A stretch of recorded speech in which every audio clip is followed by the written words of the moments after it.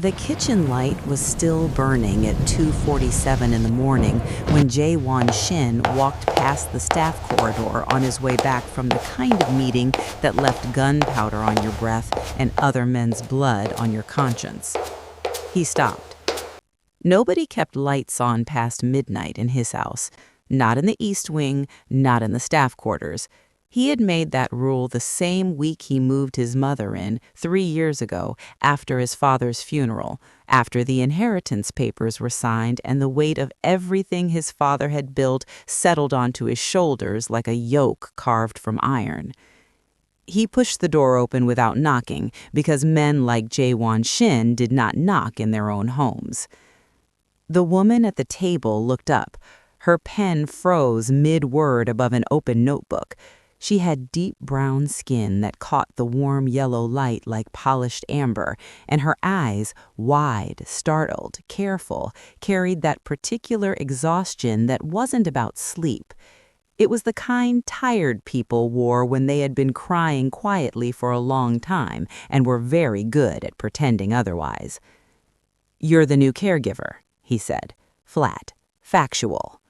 "Yes." She closed the notebook in one smooth motion, protecting whatever was inside. "I'm Amara. I'm sorry, I didn't think anyone would be awake." "Your mother hired you 10 days ago." "She did." Amara stood, smoothing the front of her uniform, the pale blue one his mother had insisted on ordering, a detail that for some reason landed strangely in his chest right now. "I was writing a letter to my younger sister. I couldn't sleep. I'll go." She should have gone. He should have let her. But something about the way she stood, spine straight, chin slightly lifted, braced for dismissal but refusing to fold under it, made him pull out the chair across from her and sit down instead. His head of security, Tae-jun, would have a stroke if he knew. His lieutenants would exchange careful looks over their drinks. A man who ran what Jae-won ran did not sit at small tables in the middle of the night making conversation with the woman who gave his mother her medication at 8 p.m. and changed her sheets on Tuesdays. But Jae-won had stopped performing for an audience years ago. "You're homesick," he said. Amara blinked.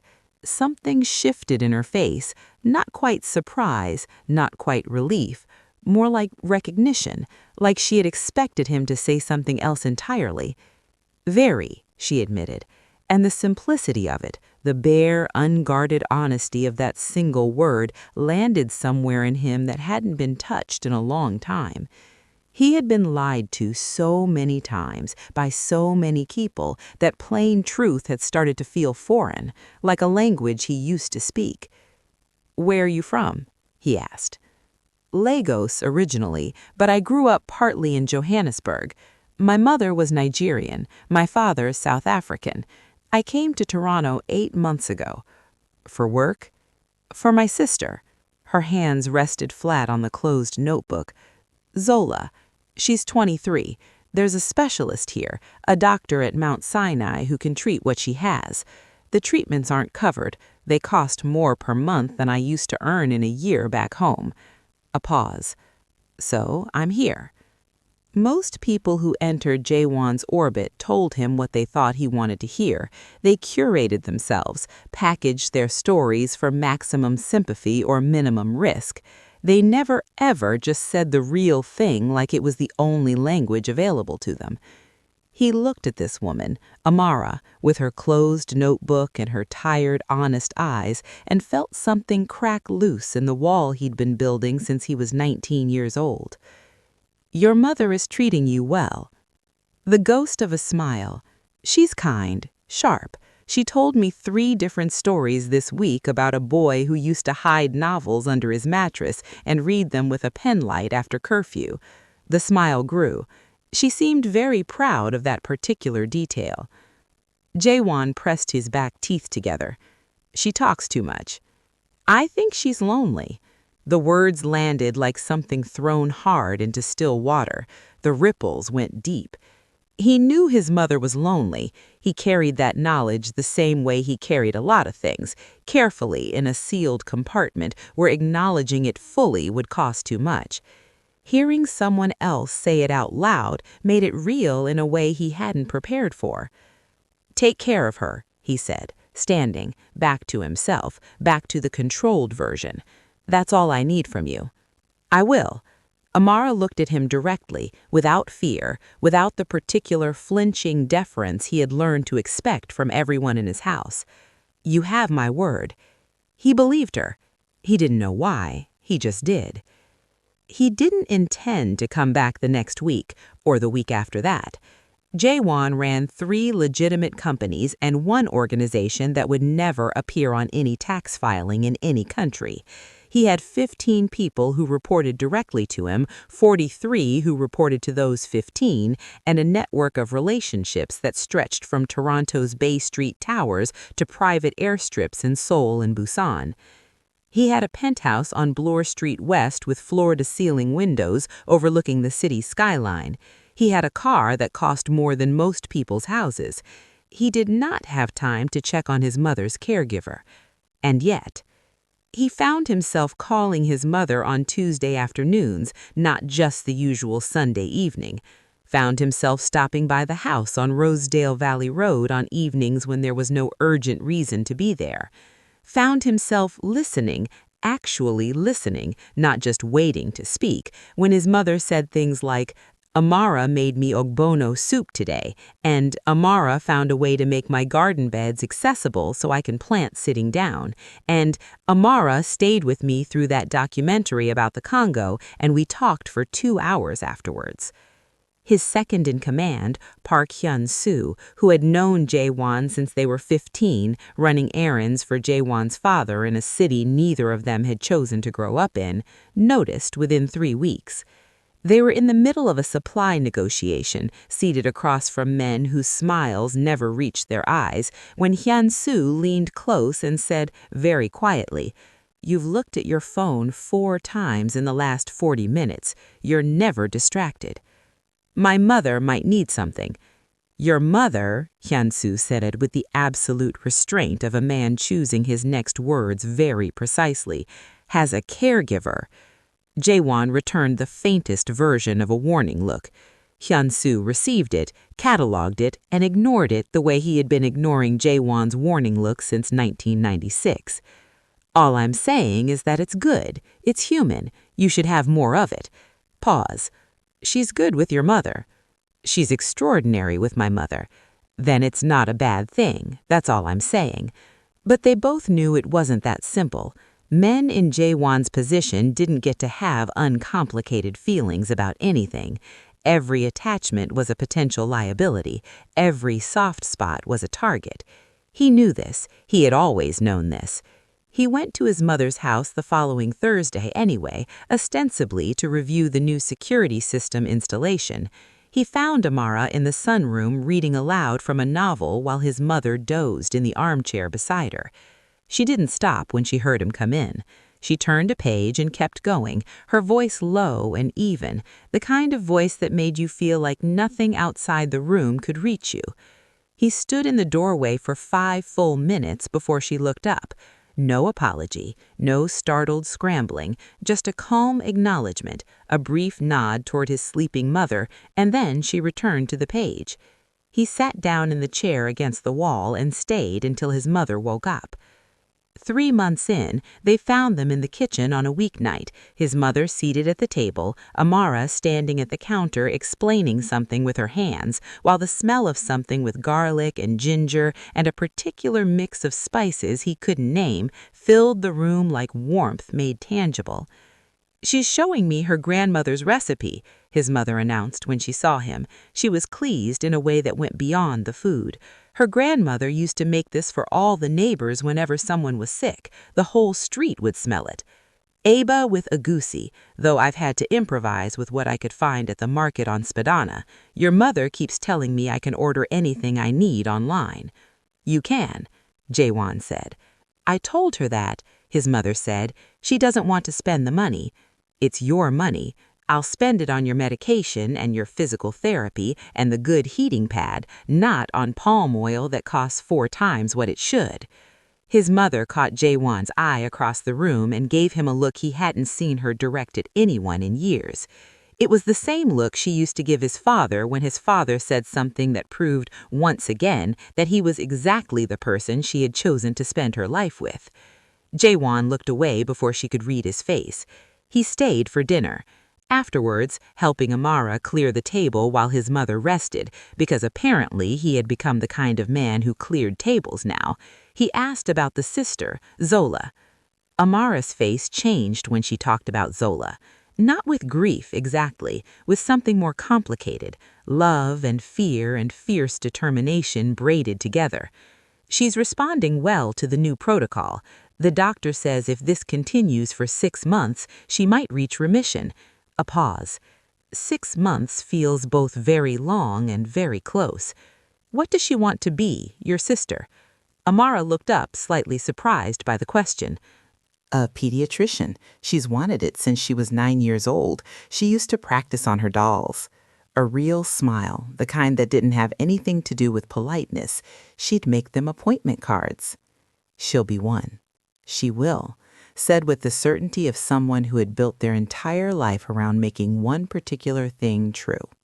Jae-won picked up the dish towel and started drying without asking.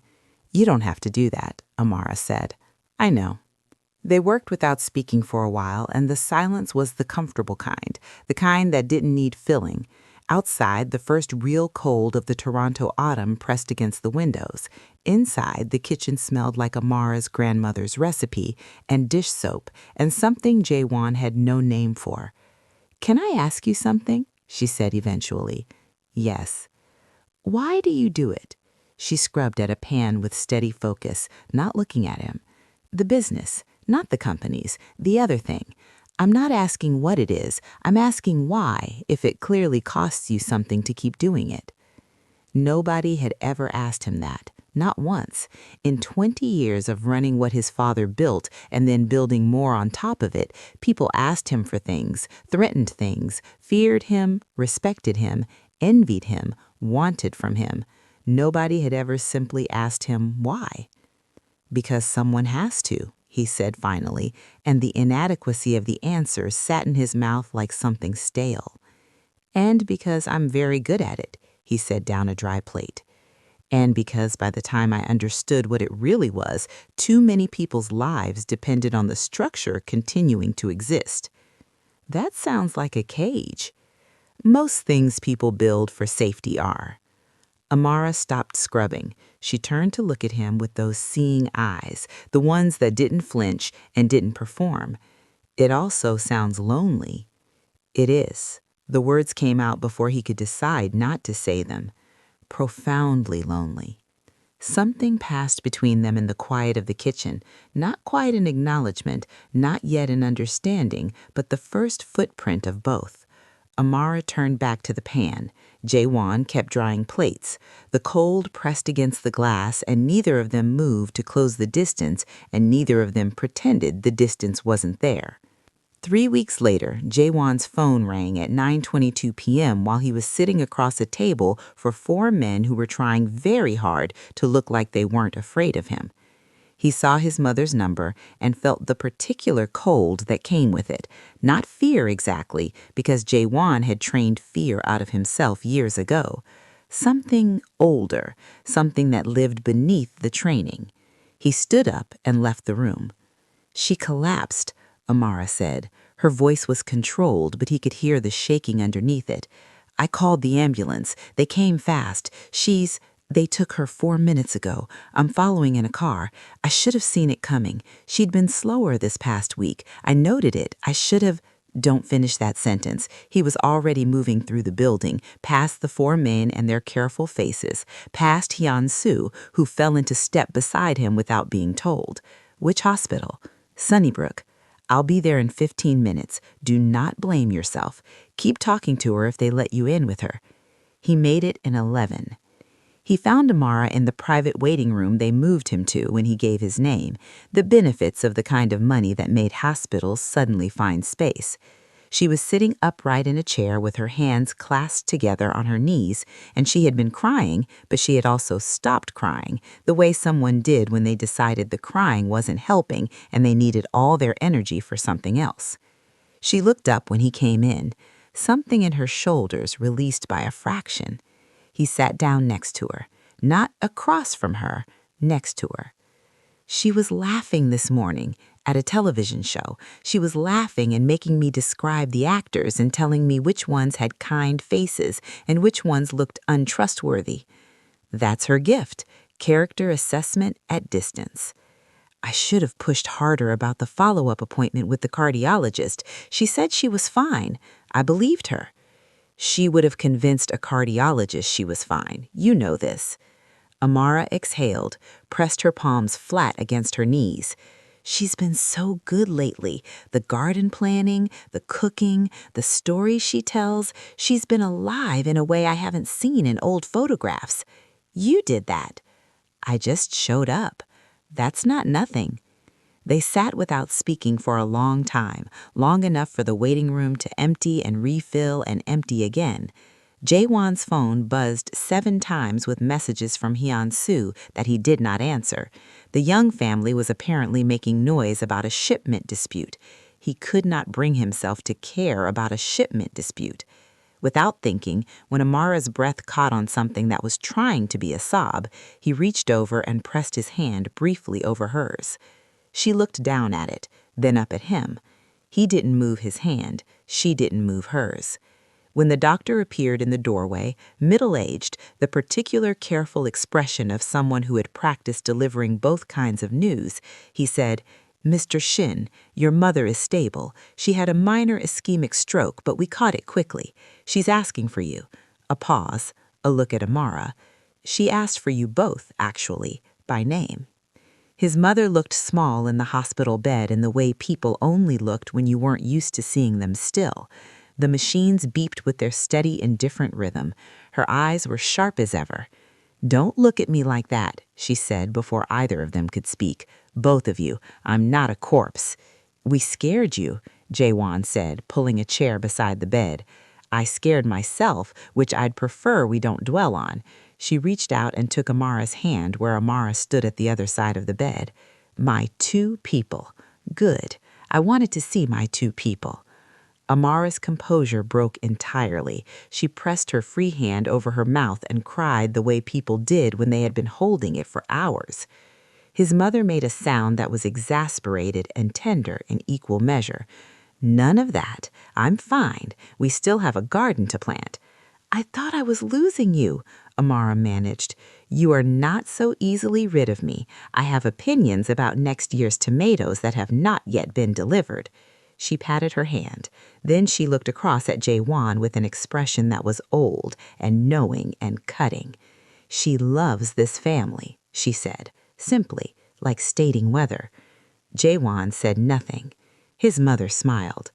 He stayed at the hospital for 4 days. Hyun-soo came by on the 2nd day with a briefcase of papers, looking like a man walking into something that made him deeply uncomfortable. He found Jae-won drinking terrible hospital coffee in the corridor, and he found Amara asleep in the chair by the window in his mother's room. She had also not left. "The Youngs are getting louder," Hyun-soo said quietly. "Handle it." "Jae-won, this is the 3rd time this month they've pushed at the eastern routes. They're testing you." "Then let them know the test has been administered and they failed." He drank the terrible coffee. "I trust you to communicate that in whatever way is appropriate." Hyun-soo looked through the glass at Amara, who was curled sideways in the visitor's chair with her coat pulled over her like a blanket. "She's been here every night?" "Yes, because of the job." Jae-won looked at his second-in-command and said nothing. Hyun-soo was quiet for a moment. "I'm not saying what I'm not saying," he finally offered. "I'm just noting that people will notice, and some of those people will see it as something to use." "I know." "Does she know what people will notice means in our context?" "She's not naive." "No." Hyun-soo picked up his briefcase. She seems like the opposite of naive, actually, which is either protective or dangerous, depending on what she decides to do with what she sees. He left. Jae-won finished the terrible coffee and went back to sit with his mother until she woke up and told him to go home before he aged 10 years in her doorway. He didn't go home. When his mother was cleared to return to the Rosedale house, Jae-won arranged for 2 private nurses alongside Amara. He suggested the nurses could take on most of the intensive care work, and Amara could step back, take some time to rest, take the paid leave he insisted on offering. Amara listened to this proposal with perfect patience and then said, "No." He blinked. "I appreciate what you're trying to do," she said, "but stepping back is not what I want. It's not what she needs. I know her routines. I know how she takes her medication and how she likes her tea and what topics make her laugh and which ones make her quiet and sad. The nurses are good for the medical things, but I'm staying. I'm trying to make things easier for you. I know. I'm telling you I don't need easier. I need to be here." They stood in the hallway outside his mother's room, and behind the door they could both hear his mother telling the nurses something that had one of them stifling a laugh. And Jae-won looked at Amara, who had dark shadows under her eyes from 4 days of hospital chair sleeping, and whose spine was still straight, and whose expression carried the absolute immovability of someone who had decided something and would not be talked out of it. And he made a decision that surprised even himself. "All right," he said. Amara blinked. "Just like that? You're as stubborn as she is. I'm outnumbered." For the first time since the hospital, she laughed, small and exhausted and real, and something in Jae-won's chest did something complicated. Over the weeks that followed, an arrangement emerged that had no official name and no ceremony around it, but that both of them understood perfectly. He came home earlier than he had in years. He told himself it was to monitor his mother's recovery. His mother knew better and said so, frequently and with relish, and Amara pretended not to hear these comments with the particular careful grace of someone who had decided not to force anything into being before its time. But the time came anyway, as it does. It came on an afternoon in early April when the temperature had cracked 45 degrees for the first time that year, and the garden beds his mother and Amara had been designing all winter were finally ready to receive their first plantings. Jae-won found Amara in the garden with dirt on her forearm and her hair pinned back, and a look of focused satisfaction that he had come to understand was her true face, the one that wasn't managing anything, wasn't bracing for anything, was simply present in a task that demanded her full attention. He sat on the bench by the garden wall and watched her for a moment before she turned. "Your mother will be out here in 20 minutes, she said, not stopping her work. "She's been planning this since January. I've been given very specific instructions about spacing. She has opinions about everything.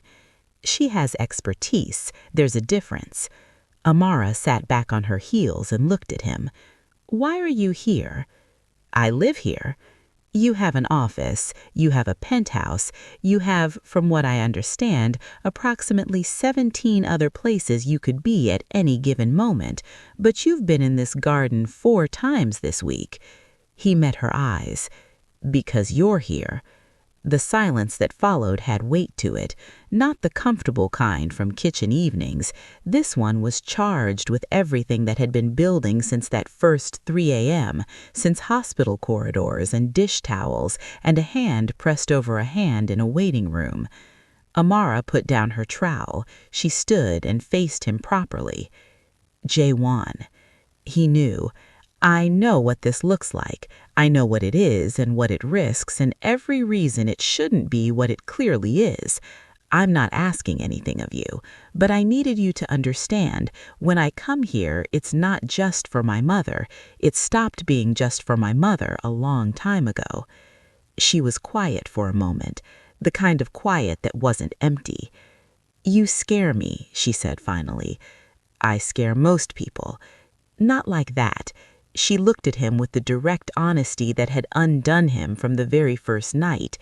You scare me because when I'm with you, the very long list of reasons I keep telling myself this is impossible gets shorter and shorter, and I don't know what to do when it runs out. What's left on the list? You're my employer. You run something I don't fully understand and can't fully ask about. We're from different worlds in every literal and figurative sense, and I came here for one reason, to keep my sister alive, and I can't let anything compromise that. I've already tripled your salary. That's not... She stopped, started again. That's not what I mean. I know what you mean. He stood. The space between them was 3 feet. It had been 3 feet for months. I'm not asking you to compromise anything. I'm asking you to let me stand next to you while you do the things you came here to do. That's all. Amara looked at him for a long moment, reading him the way she always did, with that thorough, careful attention. Then she said, "Ask me something real. What does Zola want her first hospital to be named if she gets to choose?" Amara's expression broke open. It was like watching a door in a house with all its lights off suddenly show light beneath it. "How did you—" She told me that when we were 9 and 7 years old, standing in her grandmother's kitchen in Lagos. She said, "I'll name it after my grandma." A pause. "I haven't talked about that with anyone in 15 years. What was your grandmother's name?" "Adana. It means father's daughter in Igbo, but everyone said she was her own person entirely." Jae-won filed this away, not as information, as something precious. His mother appeared at the garden door 20 minutes later, right on schedule, and found them sitting on the bench talking about grandmothers and gardens and things that had nothing to do with power or violence or territory or anything that had constituted Jae-won's life for 20 years. She looked at both of them with that old knowing expression, said absolutely nothing, and went to tend her garden beds with the triumphant air of someone whose plan had unfolded exactly as designed. That evening, Hyun-soo arrived with news that shattered the quiet like glass thrown against concrete. "The Young family knows," he said, standing in Jae-won's study. "About her, about the time you've been spending, about... Say what you came to say. Their intelligence is good, Jae-won, better than it should be." Hyun-soo chose his next words carefully. "Someone inside our circle is talking. I don't know who yet, but the Youngs know enough about Amara to know she matters to you, and they're already discussing how to use that." The temperature in the room dropped. "Triple the security on the house," Jae-won said. His voice was level. This was the voice he used when things were about to become very serious. "I want eyes on her whenever she's outside this property. I want the access logs reviewed, every person who has been in or out of this house in the last 90 days. Or," Hyun-soo said, and he said it carefully like a man placing something fragile on a surface he wasn't sure would hold, "we address the actual problem. The actual problem is that someone is feeding information to my enemies. Find them." Jae-won, she could be sent somewhere safe, Johannesburg if that's where her sister is. We could arrange the medical access, fund the treatment directly, ensure she and Zola are protected there. She'd be out of reach, out of danger. The silence lasted 5 seconds. "No." "Listen to what I'm saying." "I know what you're saying. The answer is no." He turned to face Hyun-soo fully. "She came here so her sister could live. If I send her back before that work is done and Zola dies because the treatment stops, that's on me. I will not carry that.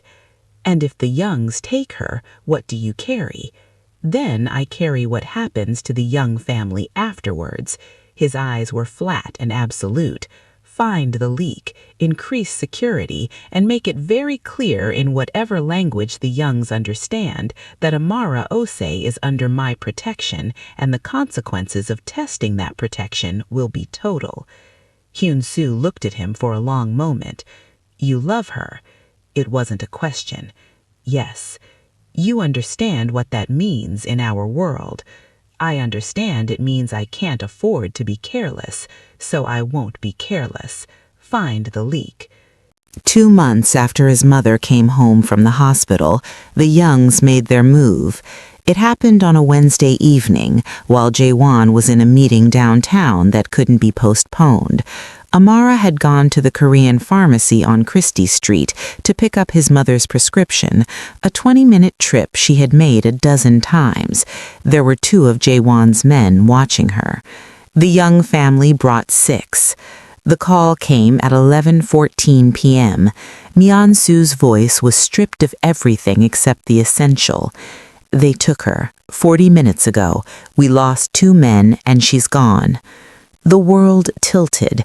Jae-won stood very still in the middle of the meeting room, aware of the 4 other men in the room going very quiet around him, aware of the way his hand had tightened on the phone to the edge of pain, aware that the absolute cold that had flooded through him was the most dangerous version of himself that existed.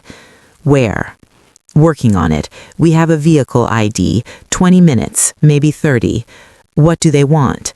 The Eastern routes, full withdrawal, signed and witnessed. They want it by 6 a.m. or they... Myeon-soo stopped. Finished the sentence. Or they hurt her. The meeting room had become a completely different space in the span of 30 seconds.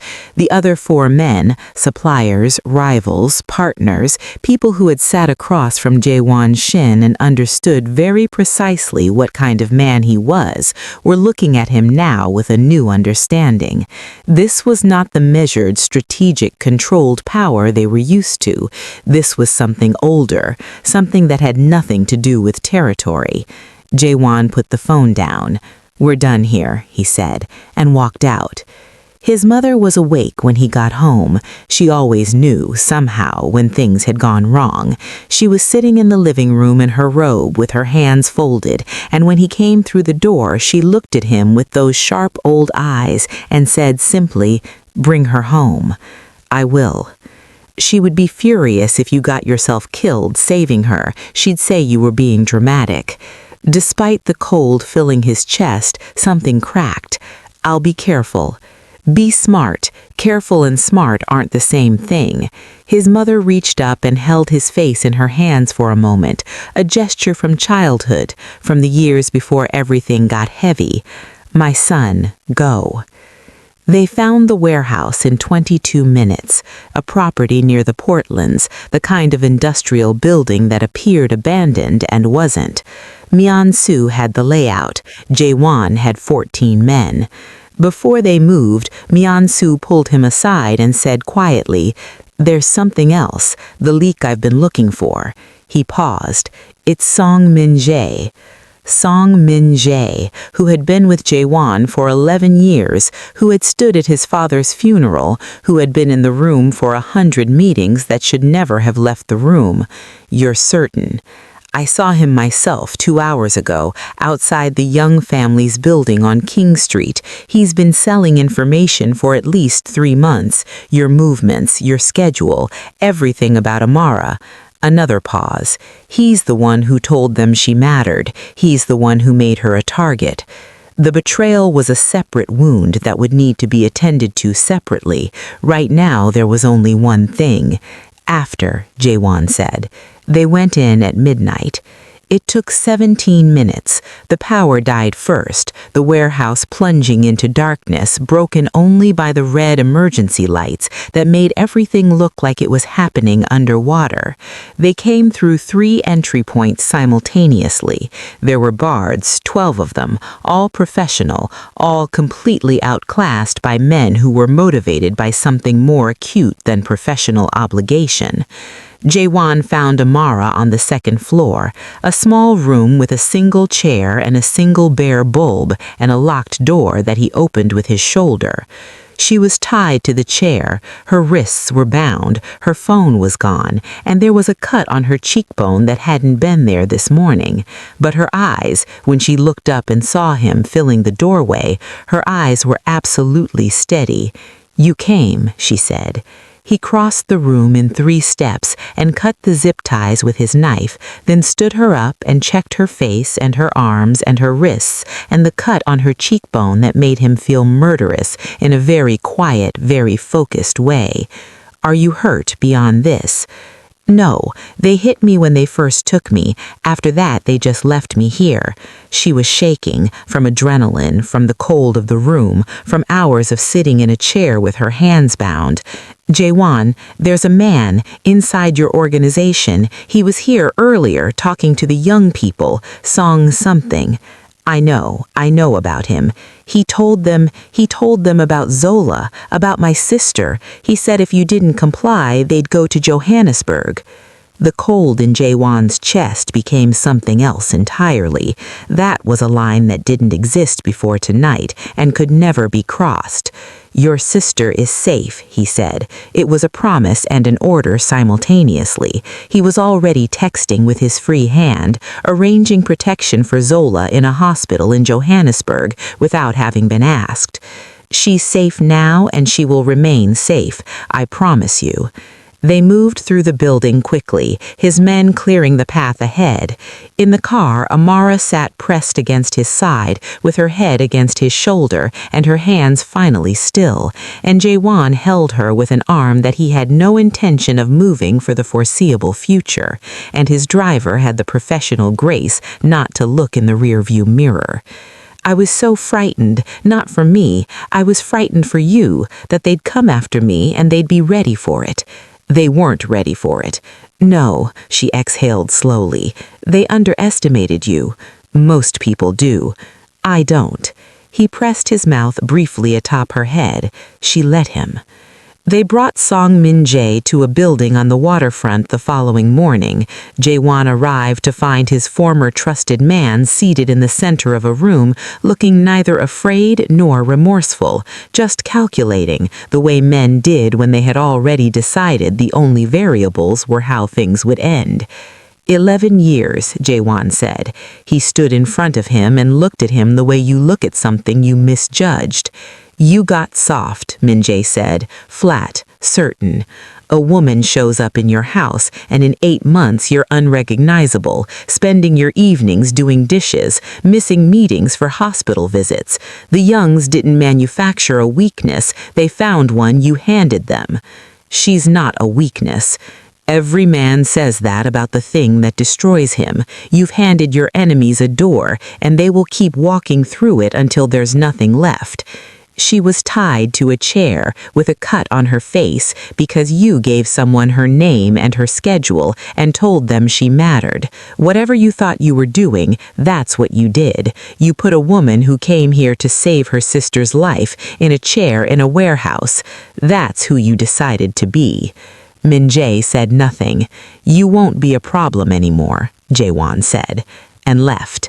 He didn't ask what happened after. He already knew he wouldn't. He found her in the garden when he got back. The morning was cold. Late October in Toronto had a particular gray metallic quality. The sky flat and close, the city muffled. Amara was sitting on the bench with a blanket around her shoulders, looking at the dormant beds and the places where the summer's work had gone quiet under the cold. She had a cup of tea in both hands. He sat beside her without announcement. "The Young family has agreed to withdraw their pressure on the eastern routes," he said. "They're framing it as a misunderstanding, a rogue action not sanctioned by leadership." "Do you believe that?" "No. But it gives everyone an exit. The alternative is a war that costs more than it's worth." Amara absorbed this. "And Song Min-jae?" "Won't be a problem." She was quiet for a moment. "He wasn't wrong, you know, about some of it." She looked at the garden. "You are different than you were 8 months ago. I've seen the photographs in your mother's albums, you in rooms full of people, and there's something clothed in your face, something that isn't there anymore." "Is that bad?" "I think it depends on whether the difference is a weakness or a wound healing." She turned to look at him. The cut on her cheek was darker today, the bruise coming up properly. He looked at it and she let him. While I was in that room, tied to that chair in the dark, I thought about what I was afraid of. I thought I'd be afraid of dying, but I wasn't. I was afraid that you'd come after me and something would happen to you, and your mother would be alone, and Zola would lose the person who has been keeping her alive. She paused. And then I was afraid that I'd never get to tell you what you mean to me, properly, out loud. Amara. Let me finish. She turned to face him fully. I'm not naive about what your life is. I know what shadow I'd be standing in. I know what it would cost. But I also know that the man I've spent these months learning is someone I choose, not despite the shadows, understanding them. A beat. If you still want. He kissed her. Not dramatically, not with the weight of everything that had happened pressing it into a movie moment, just directly, plainly, with the same honesty she had always offered him and that he had spent 8 months learning to offer back. She made a small sound against his mouth that might have been surprise or relief, or both. When they broke apart, she pressed her forehead against his jaw. He kept his arm around her. My mother is going to be unbearable about this, he said. She already knows. Amara's voice was warm. She told me last week that she'd raised me like a daughter, and it was time I stopped pretending I wasn't family. She said that? In those words, yes. He thought about his mother who had lost her husband and nearly lost herself and spent years in that big Rosedale house with her lonely afternoons and her garden plans that nobody took seriously until a woman from Lagos, Johannesburg, with honest eyes and a sister to save, showed up and just stayed. He thought about what that had cost his mother to carry alone and what it had cost him not to see it sooner. I love you, he said. He had never said that to any person on earth outside of blood obligation. I didn't know what that sentence felt like to mean until very recently. Amara lifted her head and looked at him. I love you too, she said, which, as I think about it, is probably the most extraordinary thing I have done in a life that has had some very extraordinary chapters. From inside the house, his mother's voice called out something in Korean about people being cold in gardens when there was perfectly good tea inside. They went in.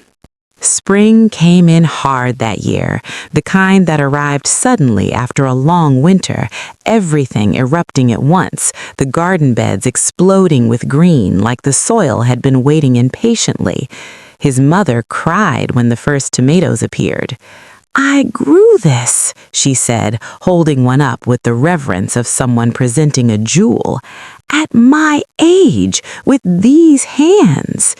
You did, Amara said, and took a photograph on her phone that she sent immediately to Zola in Johannesburg, where Zola, in remission now, 4 months clear, already applying to medicine programs, sent back a string of voice notes that were mostly just her crying happy tears. Jae-won watched his mother and Amara move through the garden together, his mother pointing at things and Amara dutifully noting instructions about next year's spacing, and thought about the word redemption, how he had always understood it as a dramatic event, a moment of reckoning, a line crossed from one side to the other. It turned out it was this: a garden in May, a mother crying over tomatoes, a woman he loved taking photographs to send to a sister who would grow up to be a doctor. He proposed on a Tuesday evening while they were doing dishes. Amara dropped the plate.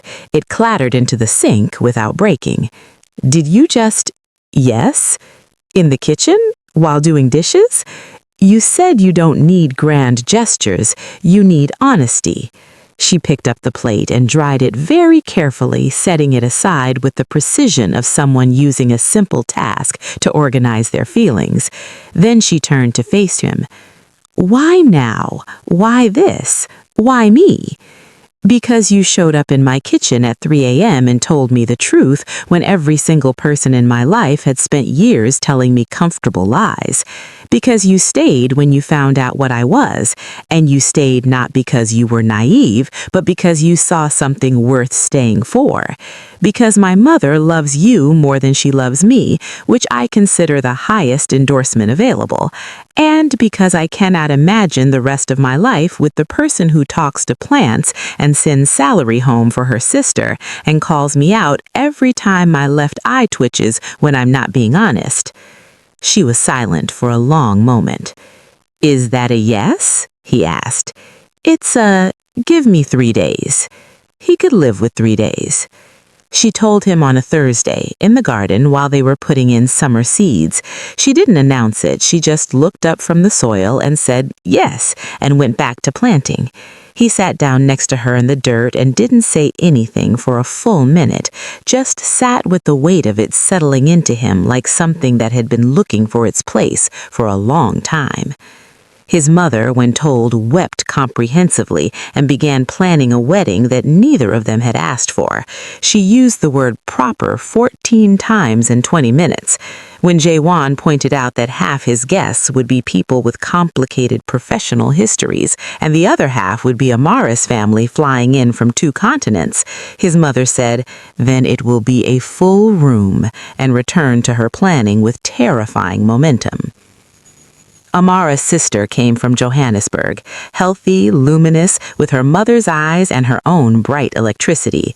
She met Jae-won, assessed him thoroughly in approximately 90 seconds, and said, "If you break her, I will find a way to break something of yours.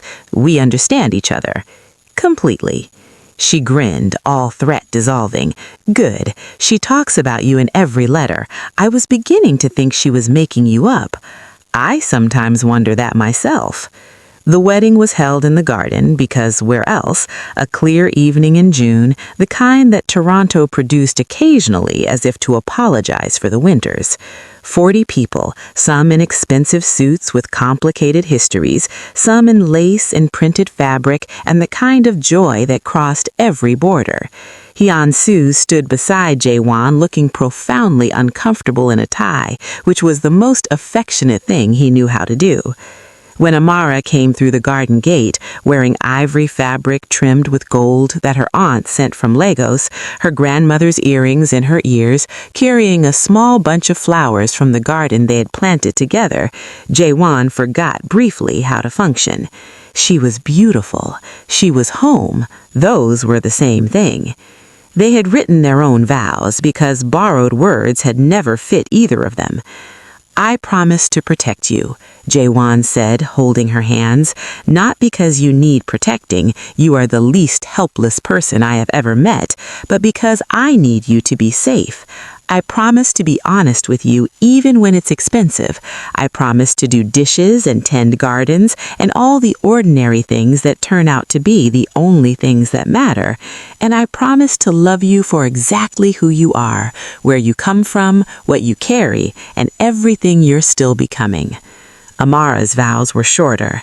"I promise to see you," she said, "not the powerful man, not the dangerous man, not the lonely man.